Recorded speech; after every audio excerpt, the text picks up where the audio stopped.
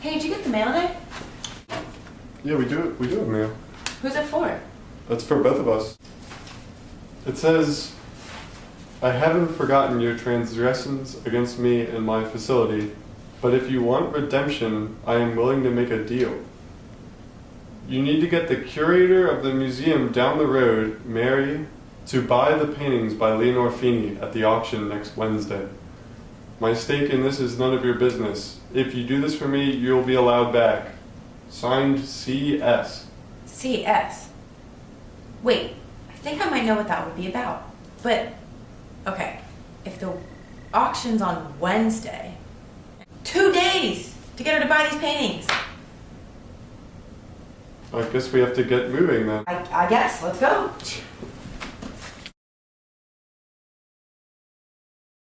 How are we going to convince Mary to buy these pieces of art? I know what you mean. I feel like she'd be totally creeped out if like, two random people just told her to buy a piece of artwork. Well, is there a way to convince her without being total strangers? Yeah, in your dreams. Yeah, that's it. Are you seriously suggesting that we do Inception on her? Oh my goodness, that's perfect. We can test out my new Inception kit. Don't tell me you wasted money on that. Trust me, my friend Erica used it on her cat one time. Erica? Stan, she's getting help now anyway, and that's besides the point. But this could totally work. Because it's our only hope for getting forgiveness from CS, whoever that is. I guess we could try it. Okay, you remember the plan? Yeah. Okay, do you have the manual? Yeah, got it. Are you sure you have it? Yes, let's go, come on.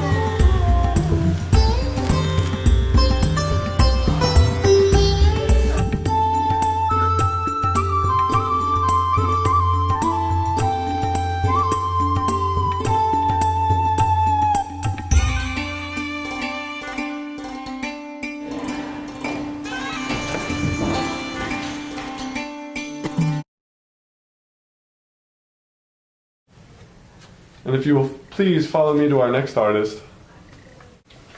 Ma'am, please keep up with the tour. We just have a few more stops and then you can wander around at your leisure. Oh, I'm sorry. Well, as I was saying, that concludes our section of Diego Rivera's works, which brings us to our next section of Leonore Feeney's works. This next piece is called La Chambre d'Echo, and I think you'll see why it makes such a great transition. La Chambre d'Echo was painted by Feeney in 1975, in her later period and near the end of the Surrealist movement. In the painting there are two women, one in orange, accompanied by a child, speaking to the other in green. The woman in green is trying to listen to the other with her hand up to her ear. By the date of this piece's creation in 1975, Feeney was 68 years old, and far beyond the point of marrying or having children. The figure at the left could therefore represent a possible life gone by, calling to her more independent, younger self. A suitable comparison to La Chambre d'Echo is Diego Rivera's Two Women and a Child.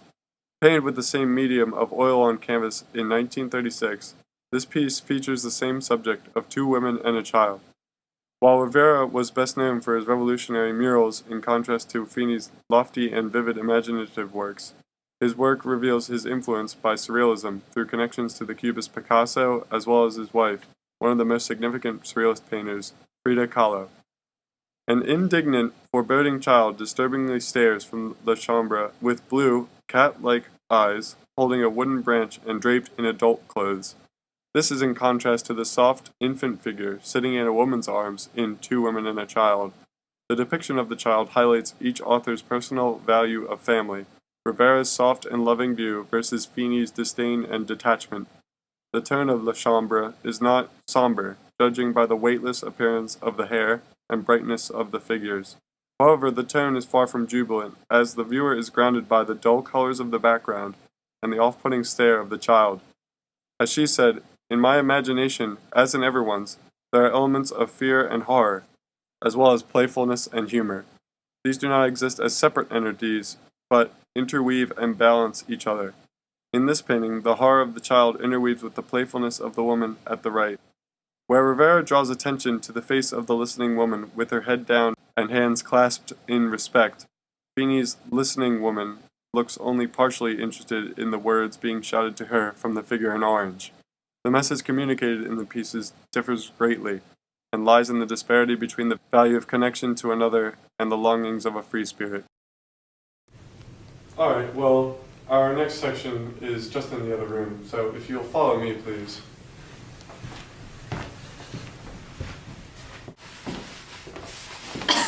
How rude. Oh, so sorry, honey. Didn't even see you. What is that, Windex? It's just water.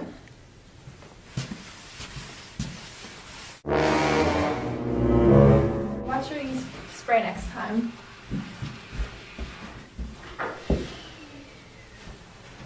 Oh, you got it? Okay, go. Come on, come on, come on.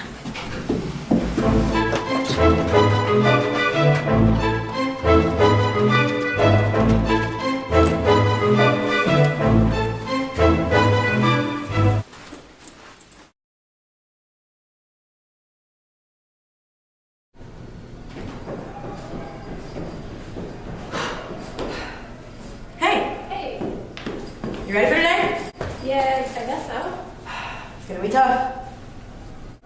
Wait, have you seen my backpack at all? Oh, I think it's over there. I'll go grab it. Oh, okay.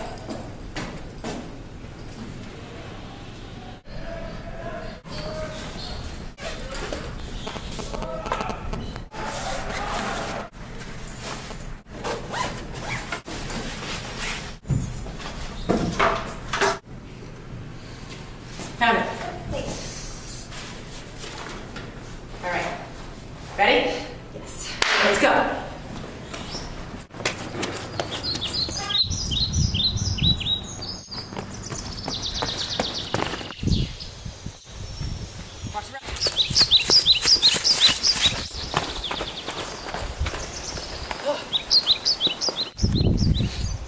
What's this? What's what?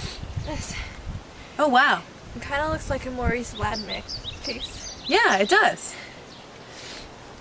Maurice de Vlamnik's painting The Circus, as compared to Leonor Feeney's painting Circus, have very similar color palettes. In Vlamnik's painting, there is one male figure that has no details other than its color. At the foreground, there is a patch of blended colors which is not naturalistic and seems as though the figure is standing upon it. The lack of details in the man's face gives us no inclination to whether he is walking away from or towards the viewer. In Feeney's piece, there are 4 female figures that also have no detail. In Vlamnik's piece, you can see exactly where his brushstrokes and colors start and stop. Also in the background of Vlamnik's piece, there is a recognizable setting, with a street, buildings, lamppost, and a small circus tent. In the background of Feeney's piece, there are only muted hues of red and orange that are blended together. This allows you to only focus on the 4 female figures and how each interacts differently with the ball. Even though there is no indication that these figures are the same woman, they are placed along the same plane, which encourages you to imagine each figure as a different part of the sequence. First, to the left is a woman holding the ball still. Then a woman lifting her arm up with the ball above her head. Another with the ball in the woman's hand but slightly raised, and finally a woman holding the ball at chest level close to her body. It is also interesting that the last woman seems to have more detail in her face than the others, and in Vlamnik's work, as you look down the street, the buildings get less and less detailed. In a newspaper article about sexuality and surrealism, Feeney and other women artists working at the same time were noted for their attention to the female form and their representation of female fantasy. In this time, Feeney and others were very ambitious in their artwork and were fresh with new ways of painting and ideas in their society.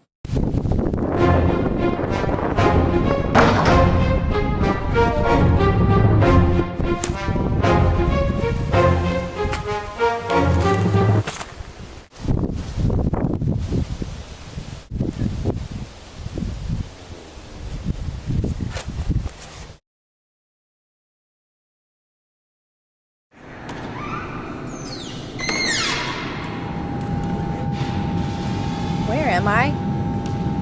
Is this my museum? Where are my paintings? Are those them on the floor? Oh my gosh, they should be on the wall. This can't be happening. I have a show coming up. No. I need to fix this. This can't happen. Where do I start? This is such a mess. Lenore Feeney? Salvador Dali? This could work. The titles of both the pieces are Tristan and Isolde. Feeney's paintings depict two figures from the shoulders up, facing the viewer. The style is very soft and uses minimal color with the exception of highlights and shadows to help give depth to the eating figures. Both figures have cat-like features, which is a common theme in Feeney's works. Isolde is cast as a strong figure that isn't afraid to make eye contact with the viewer and shows she is strong enough to move on when Tristan can't. She faces the viewer and looks directly at them, while Tristan has his eyes closed, like a lifeless body. Feeney uses highlights and shadows to create depth to soften her figures and help draw the eye around the piece. The piece is very minimal with detail and colors, but the emptiness helps this piece become more surreal because of how dreamlike the figures are and the setting they are placed in. Feeney's work denies any sort of background, which helps to add to the focus only to the figures and the story they are meant to be telling. Dali's interpretation of Tristan and Isolde shows a diverse and surreal perspective of the story. Dali's piece includes two different figures that are interacting with each other through their gestures and movements. The figure on the left has a dandelion for a head and has two arms wrapped around a torso. The other figure wears a blue cloth and reaches toward the other and leans in like they are going to embrace for a kiss. The reaching hands create opposing tension between the two figures. They give the feeling of reaching for something that isn't there or is going away. He incorporates objects into his piece and uses them in surreal ways.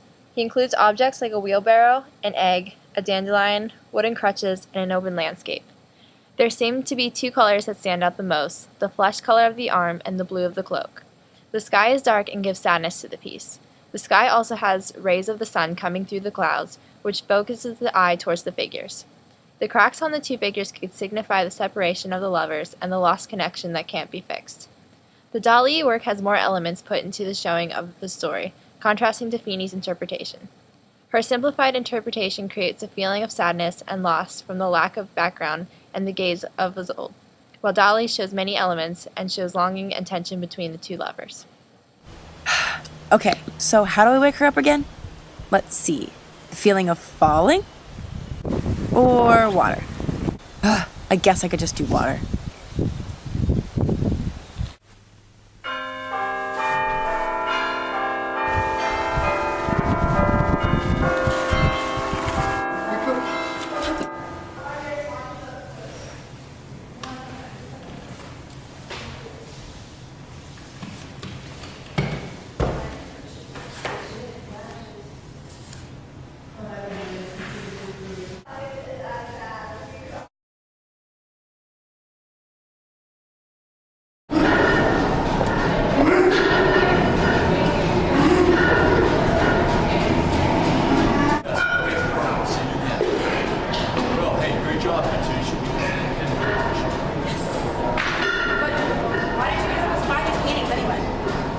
Had many lovers. My great uncle Zebediah Smith was one of them. A little while ago I inherited a personal collection of pictures.